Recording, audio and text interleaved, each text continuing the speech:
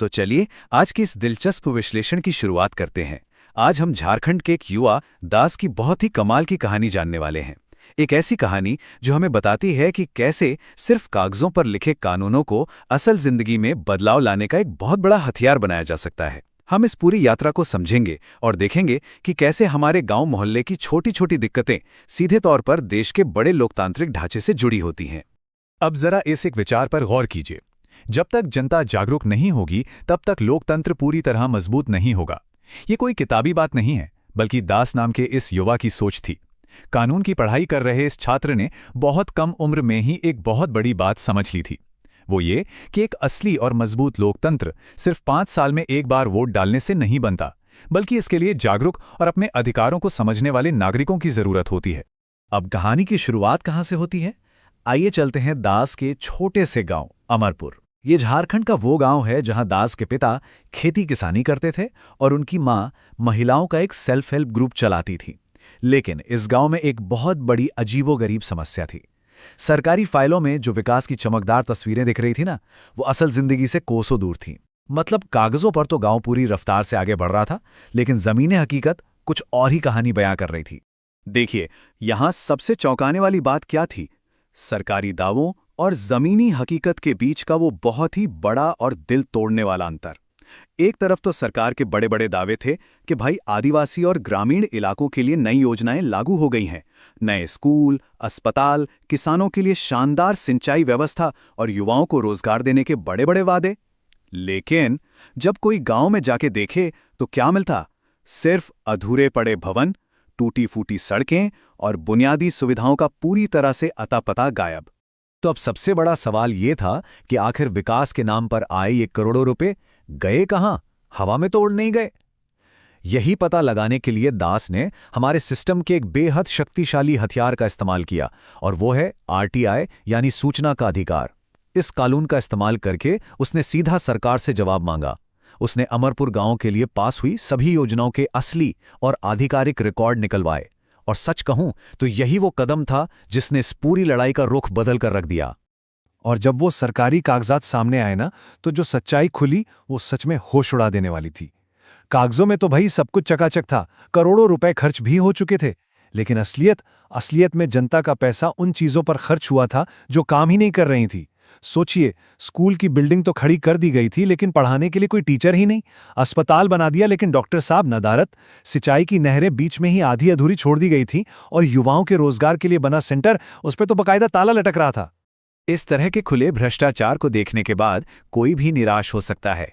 दास भी अपने मेंटर यानी मार्गदर्शक प्रोफेसर शेखर प्रसाद के पास गए, जो पहले राज्यसभा सचिवालय में एक अधिकारी रह चुके थे। वहां दास ने एक बहुत ही गहरा और जरूरी सवाल पूछा कि एक आम नागरिक जो सुबह उठकर सिर्फ अपनी रोजी रोटी कमाने में लगा है, उसका इन बड़ी बड़ी कागजी बातों और इस पूरी सरकारी व्यवस्था से आखिर क्या लेना देना है। इस पर उनके प्रोफेसर ने उन्हें जो जवाब दिया वो बहुत दिलचस्प था। उन्होंने संविधान का अनुच्छेद 80 यानी आर्टिकल 80 समझाया। ये वो अनुच्छेद है जो राज्यसभा की संरचना तय करता है। सुनने में ये भले ही बहुत भारी भरकम कानूनी शब्द लगे, लेकिन प्रोफेसर ने बहुत ही आसान भाषा में बताया कि ये कोई मामूली नियम नहीं है। ये एक ऐसा मजबूत सिस्टम है जिसे इसलिए बनाया गया था ताकि राज्यों की और जमीनी स्तर के लोगों की आवाज सीधी केंद्र सरकार तक पहुंच सके और जवाबदेही तय हो। जरा सोचिए, ये कितनी कमाल की बात है। हमारे संविधान निर्माताओं ने सिस्टम को डिजाइन ही कुछ इस तरह किया है कि देश के हर छोटे से छोटे इलाके के हितों की रक्षा सरकार के एकदम सर्वोच्च स्तर पर की जा सके। राज्यसभा का तो मूल उद्देश्य यही है कि देश के हर राज्य की आवाज संसद में गूंजे। मतलब जब भी कोई राष्ट्रीय कानून बने या कोई बड़ी योजना लागू हो, तो हर क्षेत्र की जरूरत का ध्यान रखा जाए। ये सिर्फ संसद का एक कमरा नहीं है, बल्कि इस बात की गारंटी है कि स्थानीय स्तर पर क्या हो रहा है, इसका जवाब ऊपर वालों को देना ही पड़ेगा।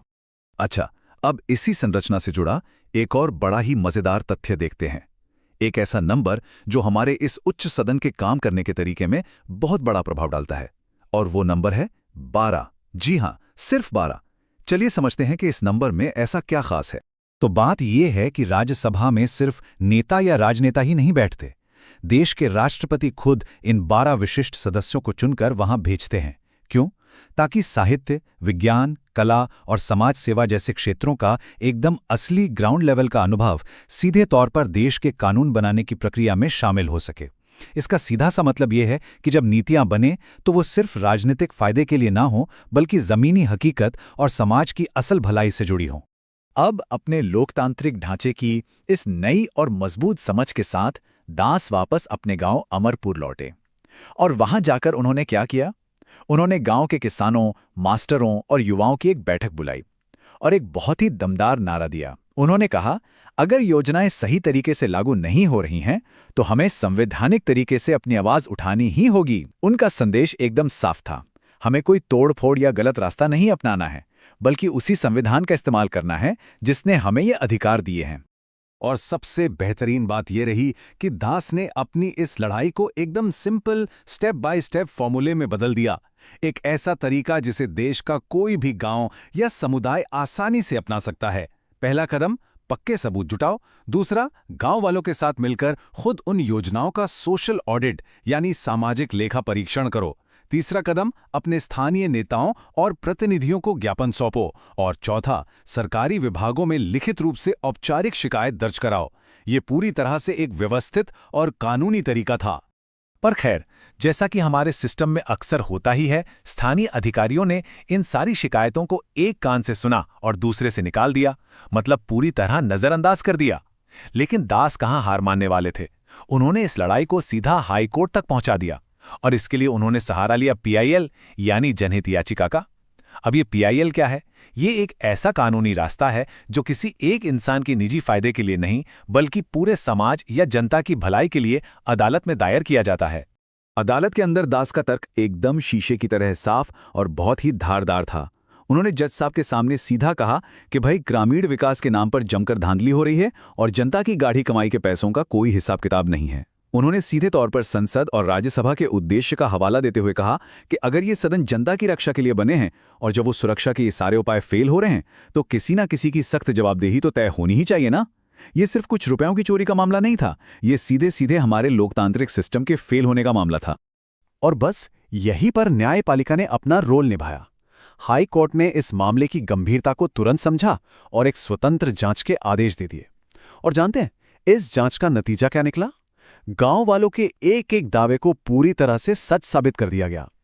यह साफ हो गया कि सरकारी रिकॉर्ड्स में सरासर झूठ लिखा गया था।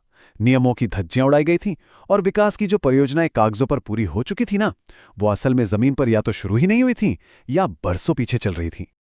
ये जांच रिपोर्ट आते ही अमरपुर गांव की एक बहुत ही बड़ी और ऐतिहासिक जीत हुई। हाईकोर्ट ने सिस्टम की इस बीमारी को ठीक करने के लिए एकदम सख्त निर्देश जारी कर दिए।